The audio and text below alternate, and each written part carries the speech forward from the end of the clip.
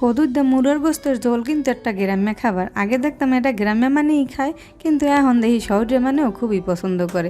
মোর দ্বারে তো কদু আর মুরর গোস্তের ঝোল বেমালা মজা লাগে, আমনেগো দ্বারেও মনে হয় বেমালা মজা লাগে। সেই রেসিপিটাই মুই আজকে আমনেগুলাকে শেয়ার। প্রথমেই একটা কড়াইয়ের মধ্যে আমি তেল দিয়ে দিছি আর দিয়ে দিছি হাফ কাপের নান পেঁয়াজ। পেঁয়াজটারে মুই ভালো করে একটু বাজ্যা লইছি। যেকালে পেঁয়াজটা একটু ভাজা ভাজা হয়ে আইছে কাল দিয়ে দিছি 2টা দারচিনি 2টা এলাচ। এলাচটারে মুই ফাড়াইয়ে দিয়েছিলাম। এখন মুই এর লাগে দিয়ে দিতেছি আদা রসুন বাটা।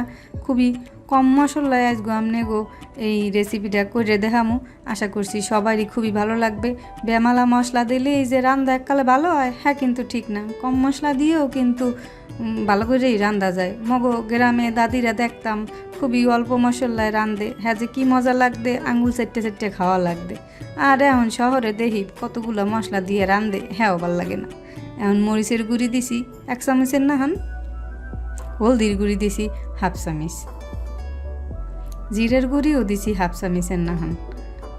এখন উপর দিয়ে একটু পানি দিছি যাতে মশলাটা না পুড়ে যায়। এখন একটু ভালো করে লাইটে সেটে দিতে আসি।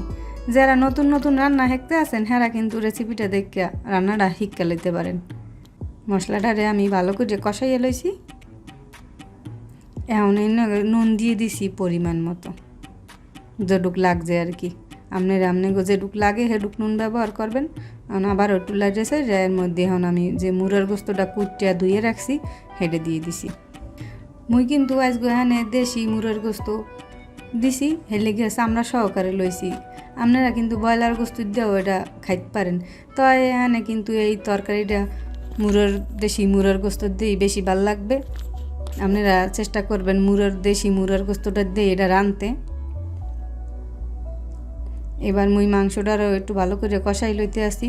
যেহেতু আমি লাউর একটা ঝোল করবো হেলে গিয়া আড্ডি গুড্ডি সহকারে লইছি। আপনারাও আড্ডি গুড্ডি সহকারে লইতে পারেন। দেশি মুরগির আড্ডি গুড্ডি চাবাইতে কিন্তু খুবই মজা।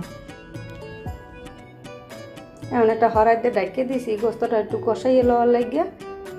5 মিনিট পরে হরাটা খুললে গোস্তটারে আমি আবার একটু লাইটে ছেড়ে দিতে আসি যাতে করে নিচ দেওয়া না লাগিয়ে পরে। মুরর গোস্তটা একটু ভালো করে কষাইয়ে লইতে হইবে।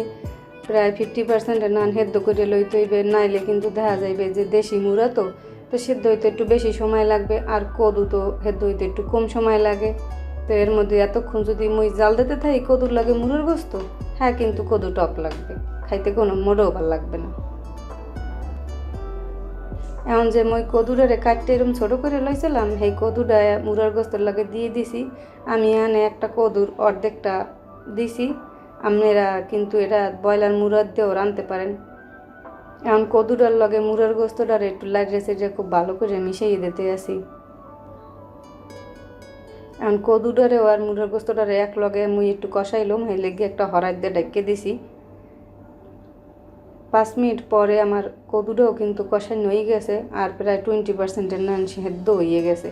কদুতে কোনো কিন্তু বেমালা পানিও বাইরেছে দেখেন, আর কালারটা দেখতে কতটা সুন্দর হয়েছে দেখেন। অনেকেই মনে করে যে বেশি কতগুলো মশলা দিয়ে রাঁধলেই তরকারি এককালে খাইতে বেমালা ভালো লাগে, কিন্তু আসলে এ কথা যে মোটেও সত্যি না। হ্যাঁ তো অনেকেই বোঝেন। এখন মুই এর লাগে কতটুকু পানি দিয়ে দিছি যতটুকু মোর কদুটা সেদ্ধ হইতে লাগবে আর কি। বেশি পানি দিয়ে কিন্তু কদু যদি ভিজাইতে যান হলে কিন্তু কদু শুক্কা লাগবে। মুই কিন্তু আগেই কইছি পরিমাণ মতো পানি দেবেন যতটুকু মোর আপনার কদুটা সেদ্ধ হয় আর কি। এখন মুই একটা ঢাকনা দিয়ে ঢাকিয়ে দিব যতক্ষণ না মোর কদুটা সেদ্ধ হয়ে যায়। তো 10 মিনিট পরে মুই হরাটা উদলে করে দেখি মোর গোস্ত আর লাউর ঝোলের যে রেসিপিটা মুই আপনাগুলোকে শেয়ার করছি সেটা অনেকটাই হয়ে গেছে, ঝোলটাও অনেকটা টানিয়ে গেছে, মাহা মাহা হয়েছে। এখন মুই কয়টা কাঁচামরিচ দিয়ে দিছি এর লগে, খুব সুন্দর একটা গন্ধ বাইরেনের লাগিয়া। উপর দিয়ে কিছু ধনিয়া পাতাও দিয়ে দিছি। যারা মুরর গোস্ত ধনিয়া পাতা খাইতে পছন্দ করেন না হেরা কিন্তু এটা একেবারে না দিলেও হইবে। এখন লাইটে সেটা মুই কদু আর মুরর গোস্তের ঝোলটা নামাই নিতে আছে চুলায় গুনে। কদু আর মুরার গোস্তের এই রেসিপিটা যদি আপনাকে ভালো লাগে থাকে তাইলে অনুরোধ রইল হ্যাঁ কমেন্টের মাধ্যমে আমারে জানানের।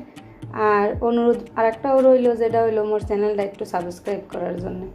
তো আজকের না আমি এখানে বিদায় দিই, দেখা হইবে আপনাগুলোকে আবার নতুন কোনো ভিডিওতে। এই পর্যন্ত সকলেই ভালো থাকবেন, সুস্থ থাকবেন। আল্লাহ হাফেজ।